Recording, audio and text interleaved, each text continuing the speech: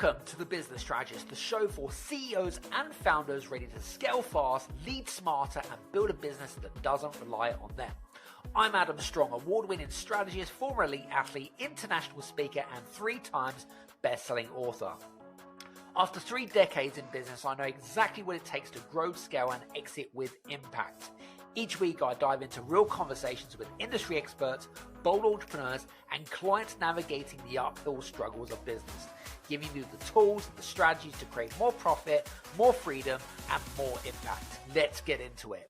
Hey guys, I just wanted to take this opportunity to make you aware of a brand new tool that we've just created called the Exit Readiness Assessment. Now, it is for founders and CEOs that are looking to exit from their business operations. Now, it doesn't matter even if you're not looking to exit right now, I would highly recommend to go and take the assessment straight away. It helps you to identify areas in your business that you need to work on to help you towards that exit strategy. And at the end of it, you get a personalized report on some of the areas that you're doing particularly well in and some of the areas that you need to make some improvements to. Make sure you head over to readytoexit.scoreapp.com. That's readytoexit.scoreapp.com. Enjoy. AI is incredible. It can teach you how to fry an egg and even write a poem, pirate style. Yarr! But it knows nothing about your work. Slackbot is different. It doesn't just know the facts. It knows your schedule. It can turn a brainstorm into a brief. And it doesn't need to be taught. Because Slackbot isn't just another AI. It's AI that knows your work as well as you do. Visit slack.com/meet Slackbot to learn more. Most founders are walking around with a massive hole in their balance sheet and they don't even know it's there. Now, you might have spent years optimizing a sales funnel, you've automated your lead generation, and hey, you're probably obsessed with increasing your company valuation. But what if you walk into the office tomorrow and everyone tells you that they're, hey, just fine? Now, from my perspective, if everyone just tells you that they're fine, then you're in serious trouble. And in my world, fine is the sound of a team that's already checked out. They're draining your payroll every month, and they really stop delivering the value that you really pay them for. We're living in what we call a relationship recession. We have more connectivity than we ever have done, but less actual human connection. And that's the gap. That's what I call the silent tax that's stripping value of your company valuation every day. Now, today's guest is the amazing Morag Bharat. Now, she is a member of the elite Marshall Goldsmith 100 coaches and award-winning author and a world-class keynote speaker. I actually had the privilege to meet up with Morag a few months ago in London. She actually was featured here on the podcast, and I can't remember how many years ago, but I just re-looked back at this, Morag, and it was episode 167. Now, for you guys that are listening on to this, depending on when you're listening to this will probably be around almost 400. So it just kind of gives you some context as to how much time we have spent here. But honestly, I'm really looking forward to our conversation. Morag's turned into a really good friend of mine, and she's introduced me to some wonderful people in her circle. So without further ado, Morag, welcome to the show. Adam, this is going to be such a fun conversation. Absolutely. Absolutely. So listen, it was great to meet you in London as well. And we had so much fun. And I know that you were there on business as well as pleasure and stuff like that. But it's always good to meet people in person. So just want to say I really enjoyed our time. Yeah, the stars really aligned. So that trip to London allowed me to attend the Thinkers 50 Gala at the London Guildhall and hang out with Dan Pink and Amy Edmondson and Francis Fry, some amazing thought leaders in my world. But it also allowed me to meet a couple of the executives that I'm coaching that I'd never met in 3 dimensions. I'd only met them through the power of technology, which you talked about in your introduction. And of course, the pleasure and a little bit of business piece was to be able to hang out and connect with people like yourself, where we've had conversations through the interwebs, but being able to do it over a cup of coffee and an almond croissant, my Achilles heel, was delightful. Absolutely. 100%. Love that. What I would endorse you to do is to make sure you've got a notebook and pen handy, because I know that what Morag is going to deliver to you guys is an absolute masterclass when it comes to building relationships in our businesses. And I feel like this is it's not only it's an interesting topic, but also it is a topic that I feel that probably there isn't that many experts out there that really have the insights that Morag is about to share with us. So let's start because I know that we talked a little bit about in the introduction, which is a relationship recession. What is a relationship recession from your perspective? What's the impact that it has on business, especially where there's so much AI now compared to when we did our podcast a few years ago? I don't know if people even heard of AI. What's your thoughts about that? Oh my goodness, there's about 10 different threads I could pull on there. But that relationship recession, let me just start there. Yes. I was thinking about, as I was listening to the introduction that you gave, that my own morning, and I'm based in Colorado, so a few hours behind you in the UK, yep. I have responded to leaders and messages that I've received on WhatsApp, maybe 3 different channels, certainly on Slack from my own team, emails, text, phone call, and Zoom. That's 6 different avenues. Yeah. Oh, and LinkedIn. Oh, yeah.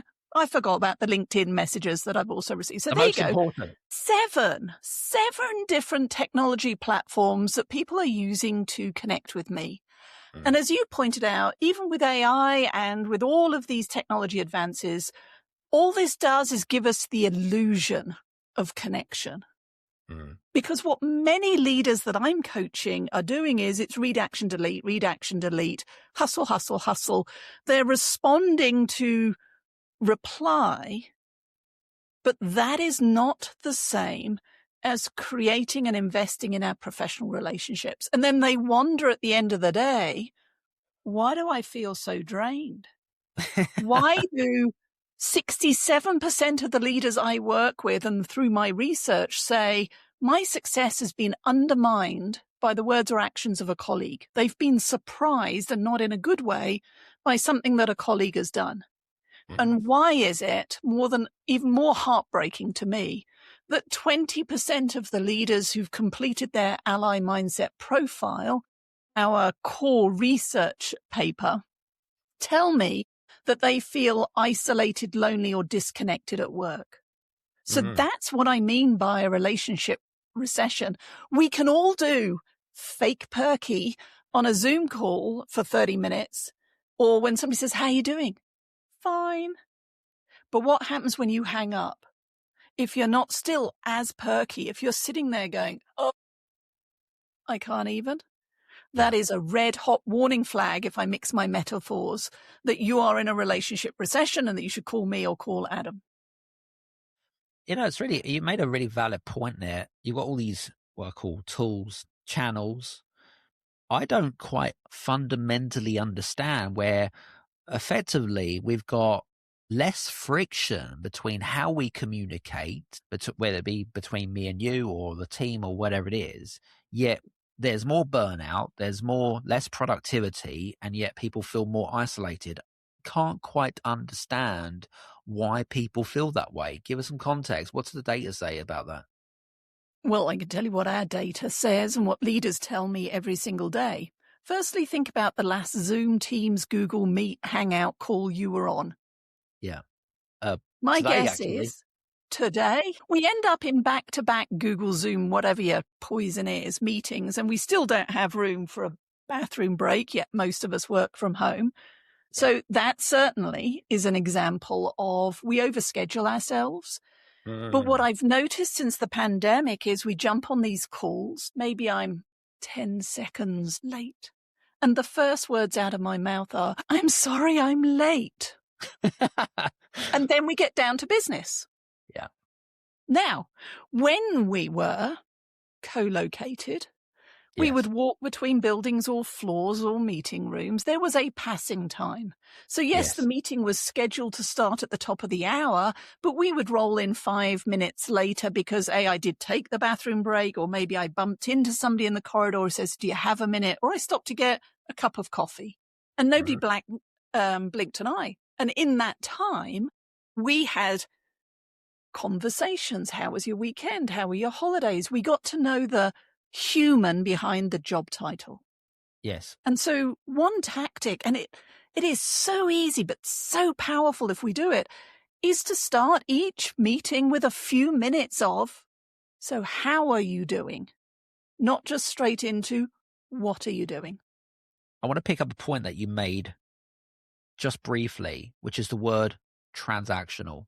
Mm-hmm. And it's a really interesting word because, especially, again, I see this a lot with a lot of the clients I work with, and it's probably the same for you. Doesn't matter if they're running a 7, 8, 9-figure business or whatever it is. People are so transactional minded these days about hitting their targets, their KPIs. They feel there's pressure or whatever it is. How does that then have an impact to the relationships that we're trying to cultivate within the business? What does that do to that? So my first career, I'm on my 5th or 6th, depending on how you want to count it, was in finance. I worked for one of the biggest banks in the UK, lending millions of pounds to companies. And this is why I now do what I do, because everybody was focused on the numbers, on the transaction, on the profit margins, on the cash flow forecast. Got to get the business done. What do we do and how do we organize ourselves to do it? Yeah. But the missing part of the equation is who we are as individuals and as humans, and how do we relate? Yep.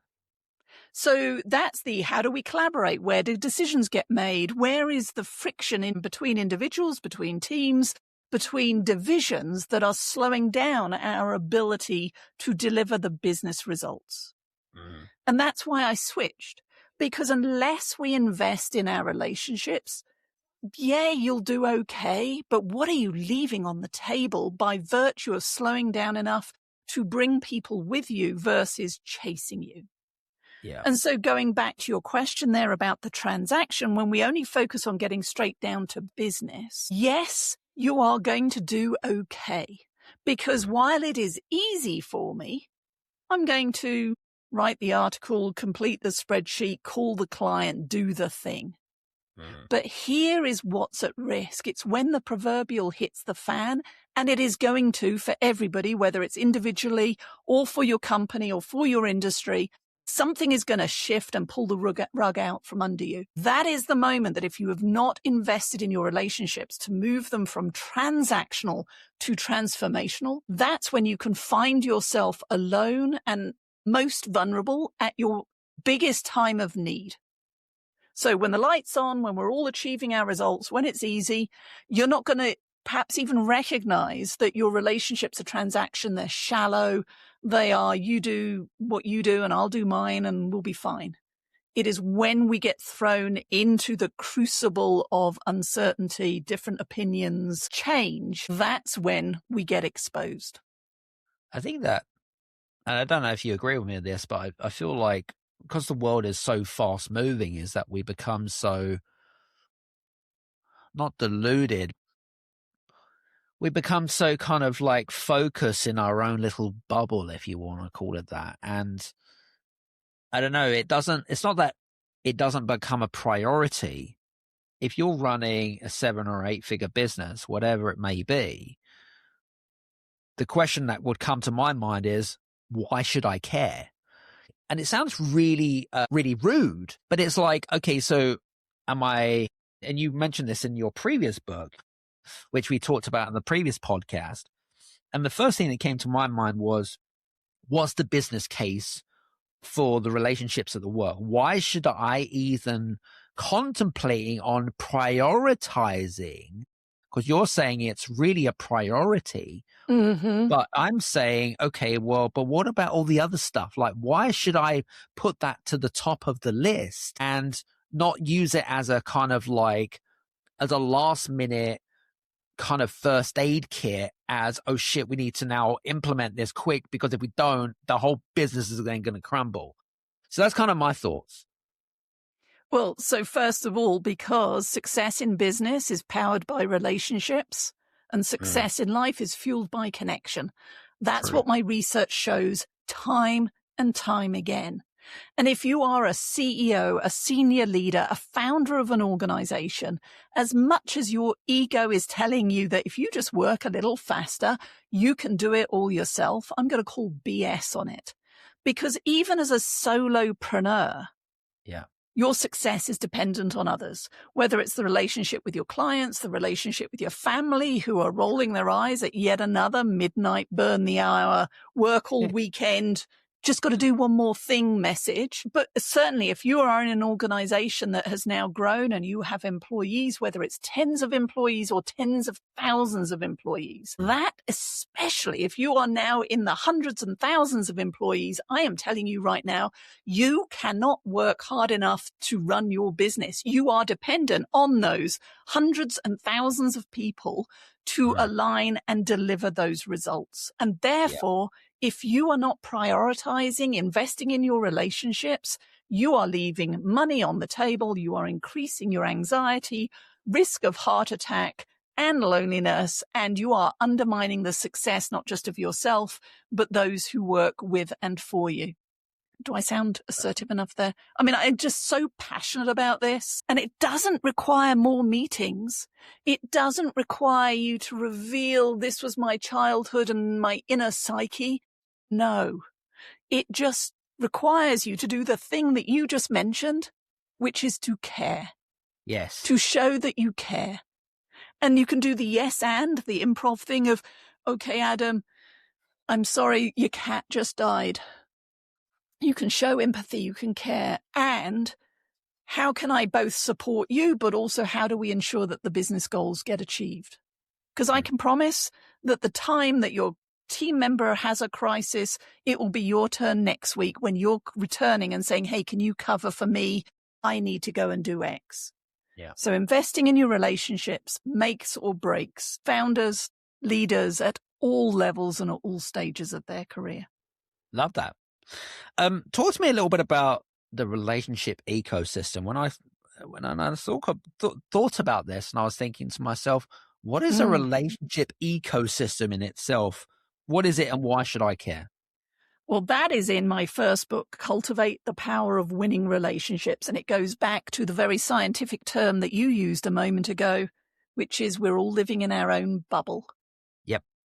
When we say we're fine, we're painting ourselves as the hero or victim of our own little life movie, and we're at the center of the universe. But the reality, as I've already shared, is our success is dependent on others. And it was exhausting in finance when things started to go sideways for my clients. The finger pointing and blame was first out of leaders' mouths. So in Cultivate the Power of Winning Relationships, I wanted to change the conversation from finger pointing and blame to one of who am I dependent on for my success? Who are those critical few relationships that I need to be investing in today? Because let's be clear, if you are a founder with 100 employees, you don't have time for lunch with everybody one-on-one. But within those hundreds, at different levels of your organization, there may be a top 10. Yeah. And then if you layer on your board of advisors, if you layer on your key clients and customers, now you might have a list of 30 names. And the relationship ecosystem was a model that I created to identify and diagnose the health of those critical relationships. And there are 4 relationship dynamics that we experience every single day. And we're either implicit or explicit in understanding that. There is the ally, best friend at work, the go-to colleague that you know if you called them right now and said, hey, I'm in a bit of a pickle, they would help you out.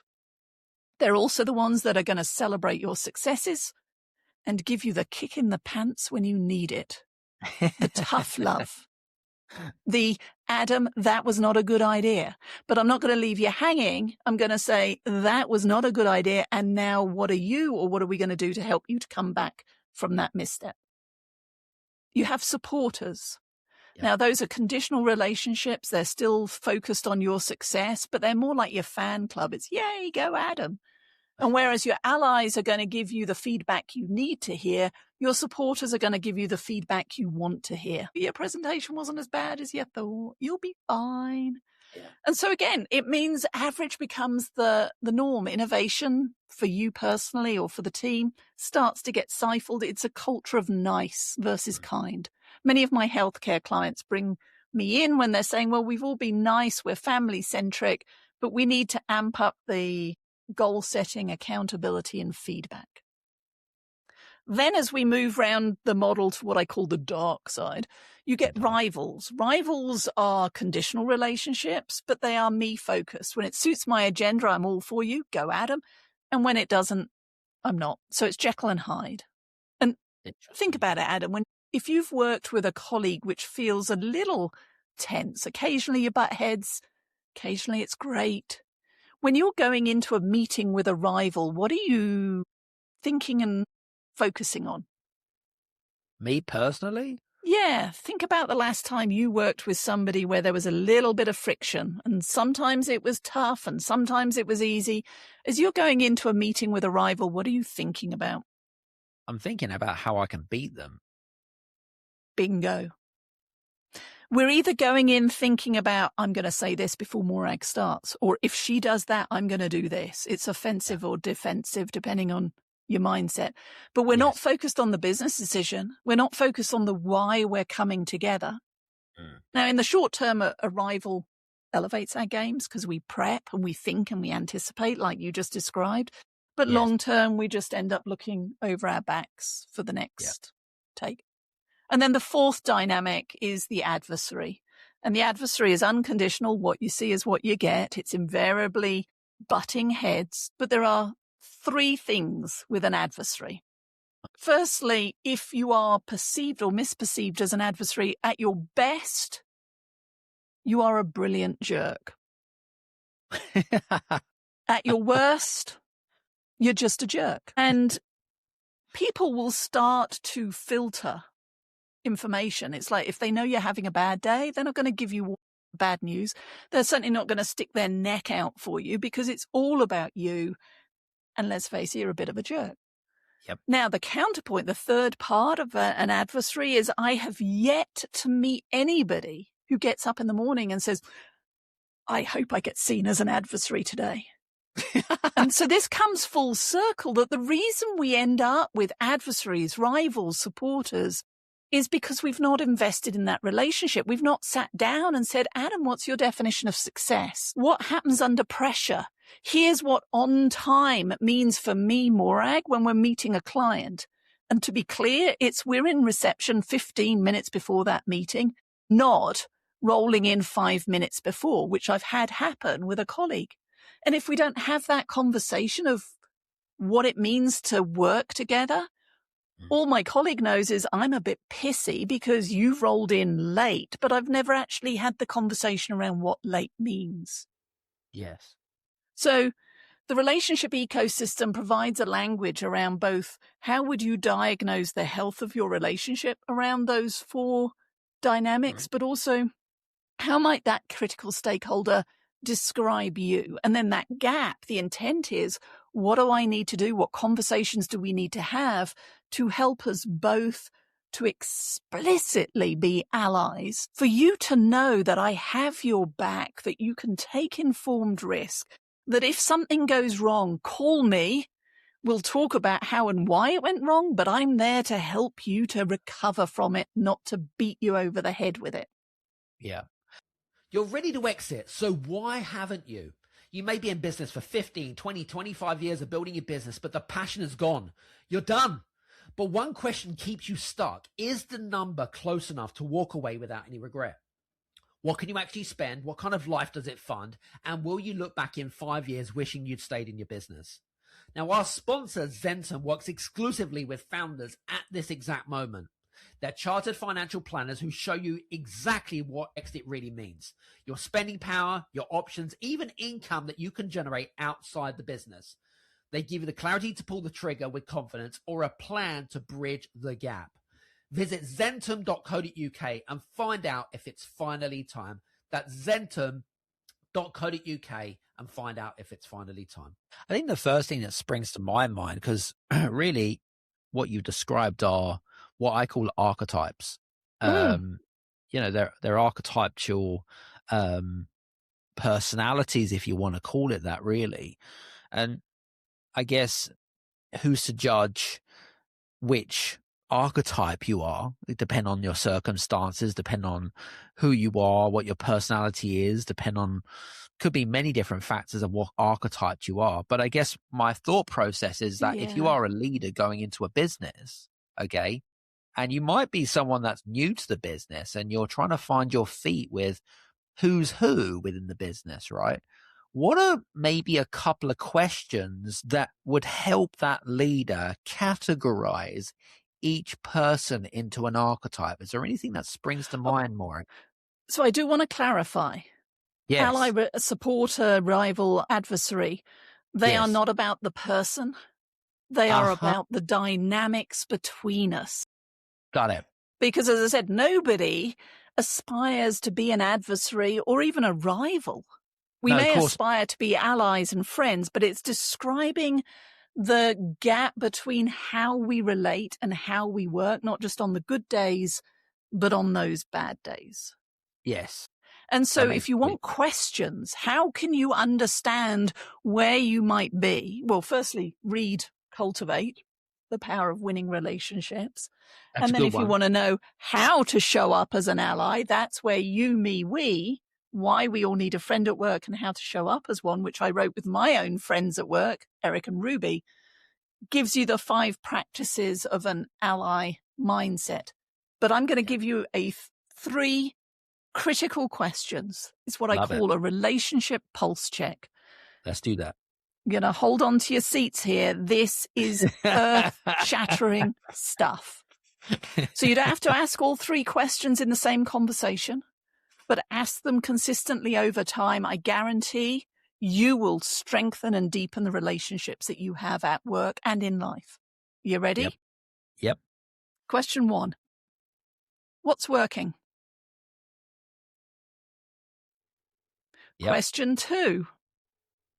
What's not working? Or words to that effect. Where's the friction? Where's the rub? Where do I get in the way of our success? That makes sense. Question 3. What's one thing I can do, we can do to be better together? Now, they might ask for something that you don't feel able to give or isn't appropriate, which is fine. Better to know and say, Adam, I'm glad you asked for the moon, but we don't have the budget for the moon, but I can give you this little star. Because if I don't ask, what do you need? Then the story you write is Morag doesn't care, goes back to your earlier question. And if she doesn't care, why should I care? I'm not going the extra mile. I saw the typo on the spreadsheet or the PowerPoint, but I'm not going to, whatever. Each to their own. So ask. If you can do it, and do it like you mean it and do it consistently. And if you can't, offer a compromise. Or if you can't do that, then at least acknowledge, I can see why that is important to you. Here's why not this year, this project, this budget. Yeah. Because now I feel seen, heard, valued, that you care, therefore I care. Yeah. So it's not rocket science, ladies and gents. We're not giving you a secret formula about how to become a neuroscientist, of course, but this is, But it is critical. It really does. I've seen it. We have a defense contractor as a client, double PhD, scientists, locked doors, can't even tell you what we're working on because then whatever. And when we first arrived at that organization, I'm not joking, it was like tumbleweeds. I live in America, so I get to see those all the time. They're real. Yeah. It was empty corridors, no connection. People just went and did their secret squirrel stuff and moved on. And the CEO came to our first program, and 2 things came out of it. One is he's gone through every single cohort, not just arriving as the guest speaker at the beginning and the end. He has sat through every single program with every leader in his organization because it was that important to him. He role modeled the commitment to leadership and management development. And as a result, built connection and relationships with the leaders as they went through it. But I remember in that first cohort, he turned to us and he said, "Are you saying I've got to start every meeting with small talk?" And we looked at him and we said, "Why, yes, we are." So he put on his agendas, I'll use your name by way of example, Adam's 5 minutes of small talk. So it was blaming us. It was a little trite and contrived, but everybody understood the joke. Well, it took hold such that other leaders started adding Adam's 5 minutes of small talk to their agendas. Yes. And I'm not joking. Here we are now. You go in that organization, there are still the secret pastors, the projects they can't talk about. But when they pass in the corridor, when they meet in the break room, there is laughter, there is connection, there are relationships. It has transformed retention. It has transformed engagement. It has transformed their ability to collaborate and solve problems that then allow them to deliver their business results. Just by adding small talk. And our program and some other things. But yes, okay. It is by slowing down enough to not just say, "How are you?" and then keep walking and not be interested in the answer, but to listen and ask a follow-up question and connect at a human level. It's really interesting. To me, it's a bit alien that someone wouldn't use small talk in prior to a meeting or whatever it might be. To me, it's a bit alien because it's like, well, who would do that? Like, who would just go straight into a meeting and just kind of like blow his own kettle or blow her own kettle type of thing? Like, to me, it doesn't. You would. Okay, it's interesting. Well, I would in my early career. So I focused and I was very proud of being independent. Give me a problem, a task, a project. I will go and deliver it with minimum of management insight or need or collaboration.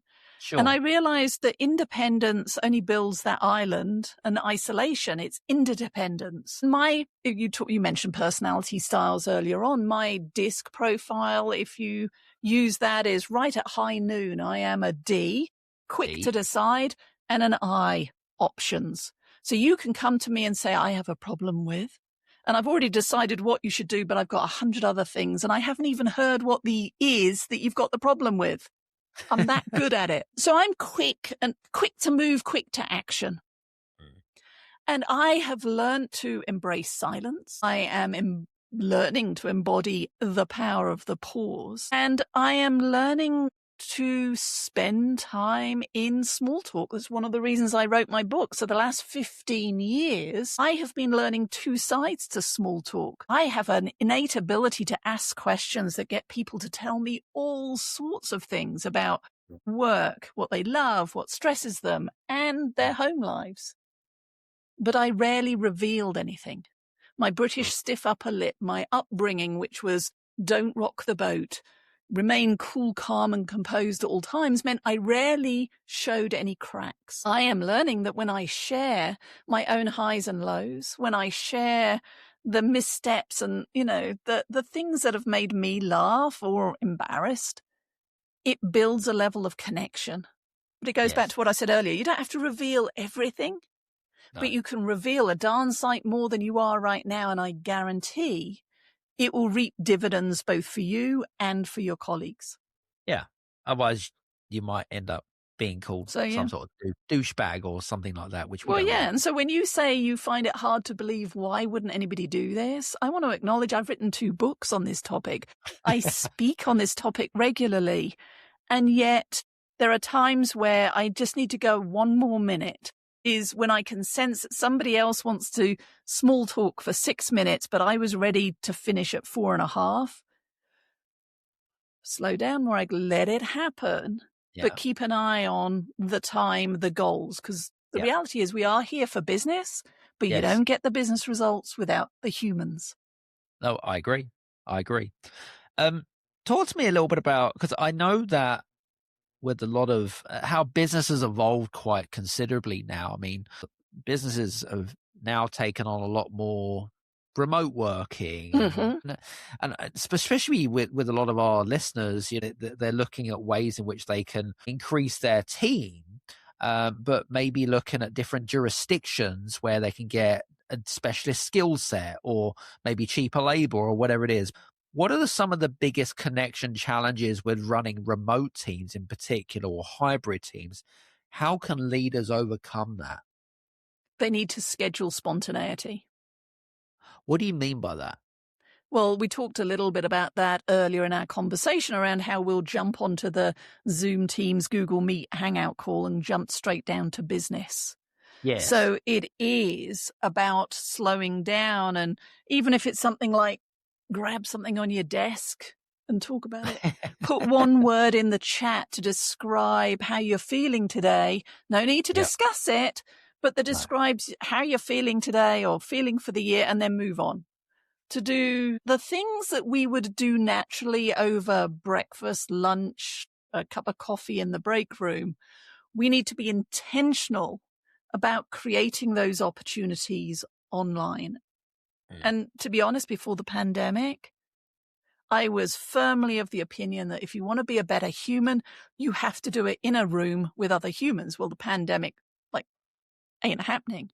Sure. And I can tell you now, Adam, I mean, you think about our relationship. Our meeting in London last year was the first in 3 dimensions, yet our relationship spans 3 years.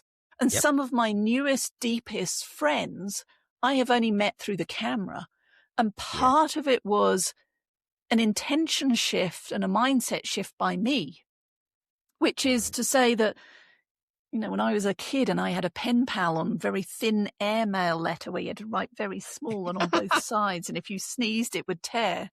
If I could build a relationship with somebody in another part of the planet by snail mail, then I can intentionally choose to show up in a way on camera that also builds a level of intimacy, trust, and connection that helps us to collaborate from different parts of the planet.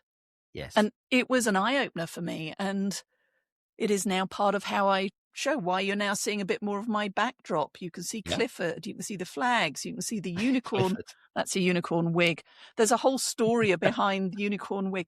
But there's stuff there that if you choose to, you can ask about, I can share about, but it brings again a bit more of the morag as opposed to just the buttoned up newscaster version that you might have seen earlier in the pandemic. Just a quick one, and I want to kind of backtrack, if I may, around what we talked about, which was the allies, supporters, rivals, and adversaries, what you mentioned, Now, for, say, a founder or a CEO that feels like they're, I suppose, pushing a boulder uphill, how does one audit, say, their leadership team? How do I spot, say, people within my team that are, say, hitting their KPIs, as an example, but actually quietly in the background, they're actually a toxic employee? How do I, might be through a combination of emotional intelligence, or it might be a combination of self-awareness and whatever it is. But is there some sort of framework that you advise leaders about how can you connect, not just identify these people, but how can you get them to shift from one to another?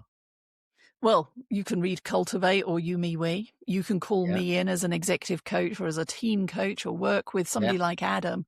But the first question you said, well, how would I know if one of my leadership team is acting this way? Yes. I can guarantee you're seeing it in your engagement data. You're seeing it in the people going, well, Adam was a bit of a jerk today. You can see it in the awkward silences when somebody or you say something with the intent of cutting to the chase, but instead you cut to the quick and you stifle input and ideas, and it sucks the oxygen out of the room. So if as a leader, you're getting people coming to you offline to say, so-and-so is being aggressive, being just not helping, take it seriously. Because if you're not listening and coaching them to change, because this isn't rocket science, they're either choosing whether they're going to demonstrate the corporate values and how they show up, or they're choosing not to, in which case you should not have them on your team, because if they're delivering results but it's clean up on aisle 13 and you are repairing relationships and apologizing behind the scenes, oh, well, that's just Adam being Adam. Your credibility is suffering and your business is suffering because nobody wants to work with a brilliant jerk or a jerk. So fix it. Stop allowing, well, we've been friends for 10 years. Oh, well, that's just Adam being Adam. BS. It is enough.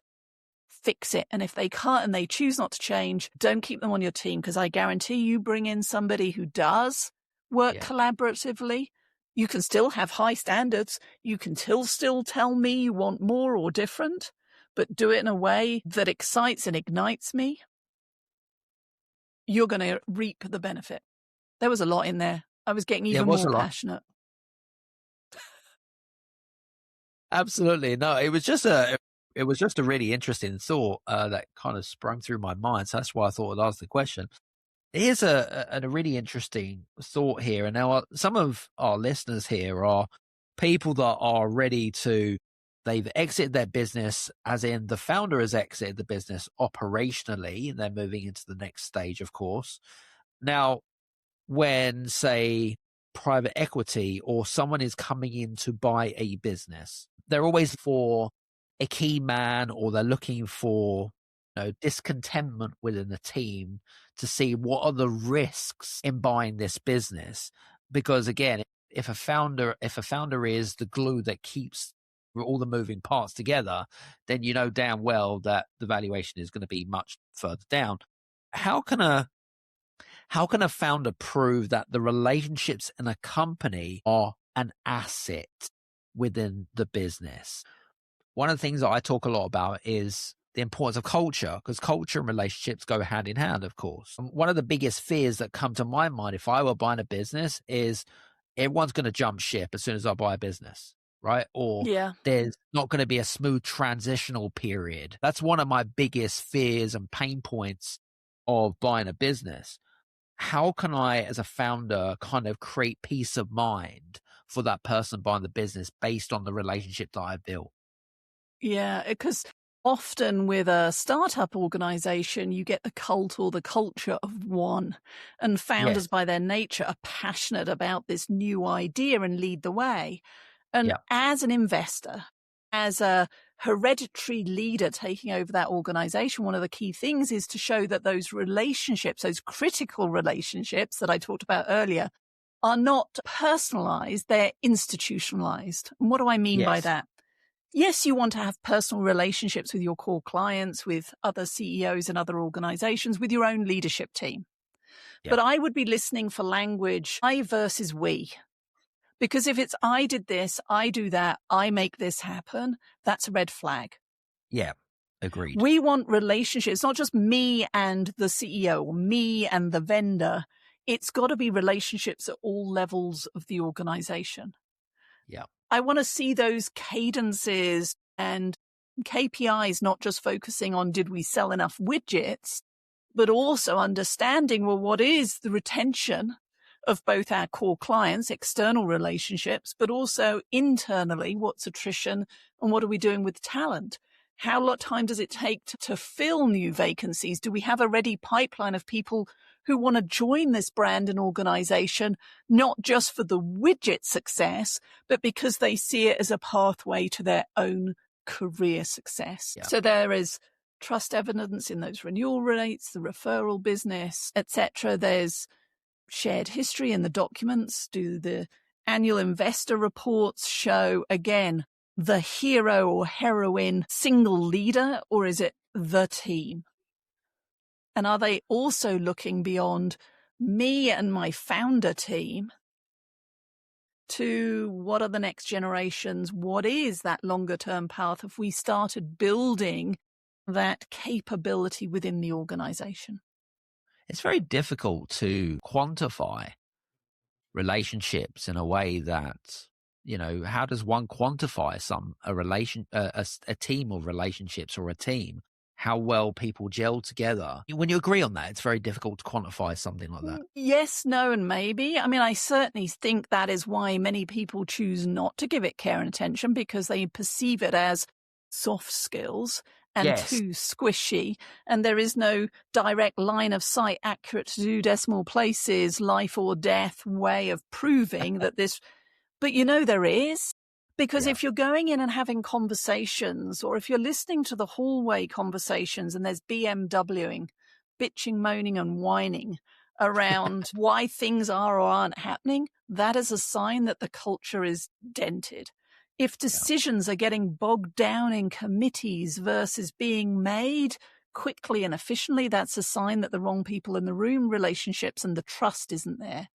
And even if the decisions are happening quickly, if execution isn't happening, that is invariably the passive resistance of the weak relationships outside of the room. So there are plenty of ways to measure this if we choose to look and if we care enough to ask the questions in the first place.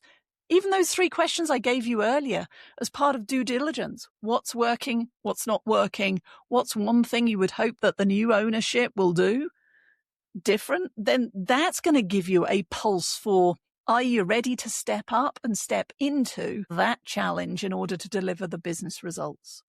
Yeah, love that. Something that we like to do on the show, Morag, and something that I haven't actually shared with you. Surprise. So we did this with Jennifer, actually, our good friend Jennifer Fond. You guys that didn't listen to that, we did a great recording about a month ago.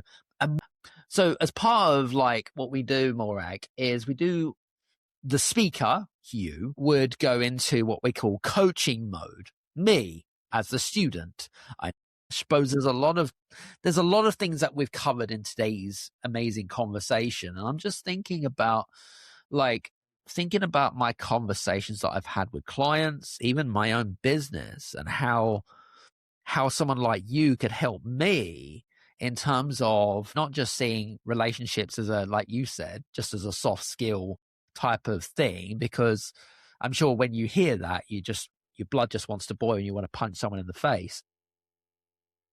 Not a great relationship building tactic. Please do not punch people in the face. But yeah, just my 2 penneth. That's what makes me top notch. No, exactly. So not a good one. But no. I'm just thinking how we could turn this into a bit of a coaching session. And I'm just thinking to myself, and it's really interesting. I've got a small team, and it's interesting because a lot of them have been with me for many, many years. And I was thinking to myself, one employee's been with me for over 5 years. It doesn't sound like a huge amount of time. But actually, it's quite a significant amount of time. And I'm just saying to myself, why is it that he continues to want to work with me? Obviously, he must be very, very happy. But then you get other business leaders that really struggle to retain some of their top talent in the business, right? Because of whether it be the lack of relationship or connection. It's really interesting. I find that quite fascinating. Well, so I've got 3 questions. Yes. And I might forget them all by the time I get them out there. Because again, remember, DI, I've got options. So firstly, attrition, losing and not retaining your top talent. That is not necessarily a bad thing. No, true.